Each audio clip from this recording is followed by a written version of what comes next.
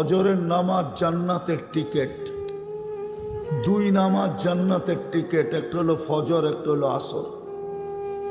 আমার জাতি যদি এই দুটোও পড়তো তাইলেও তো বুঝাইতে পারতাম মনকে।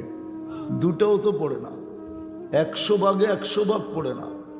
ফজরে তো কাউকেই টোকায় পাওয়া যায় না, আসরে তো ব্যস্ত থাকে, অফিসওয়ালা অফিস গুটাইতেছে, আদালতওয়ালা আদালত গুছাইতেছে, মেইলওয়ালা মেইল গুছাইতেছে, বাজারওয়ালা বাজার গুছাইতেছে, ব্যস্ততার ভিতরে আসর চলে যায়।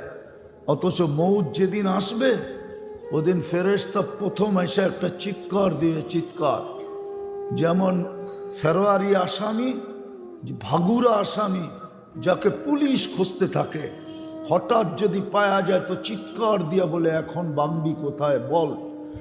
ঠিক ফেরেশতা ঈসা বলবে আইনাল ইশতেগাল, বল তোর ব্যস্ততা কোথায়। একদিকে বলবে ব্যস্ততা কোথায়, আরেকদিকে সুতাটা টান দিবে, এত জোরে দিবে যে রু বাহির হয়ে আসার পরে আরেকটা চিৎকার দিয়া বলবে জালাল ইশতেগাল, তোর ব্যস্ততা শেষ, পরিসমাপ্তি ঘটায় দিলাম।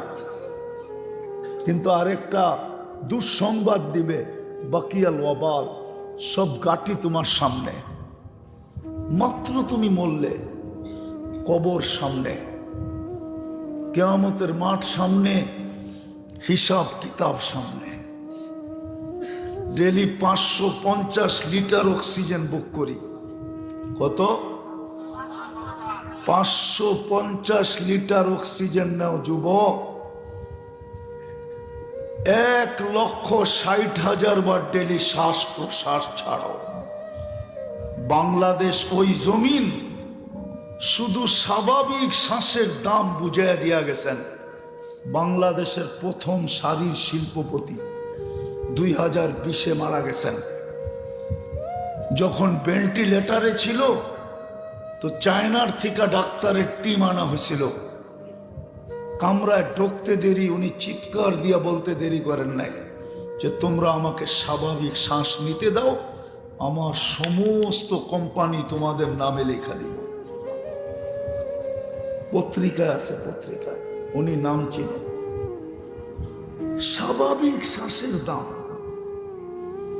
সারা দিন নিতেছি, ছাড়তেছি। যুবক, তোমরা যদি পড়ালেখা করে থাকো তো আমার কথা বুঝবা।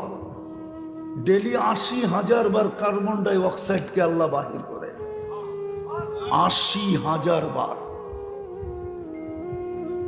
আমি 1 সপ্তাহ আগে জিজ্ঞাসা করছিলাম ফরিদপুর মেডিকেলের এক ডাক্তারকে যে 24 ঘন্টায় যদি কার্বন ডাই অক্সাইড আল্লাহ একবারও বাহির না করলেন, 25তম ঘন্টায় আমি কোথায় যাব? বলতেছিল হুজুর 25তম ঘন্টায় আপনি মাটির নিচে যাবেন, মাটির নিচে।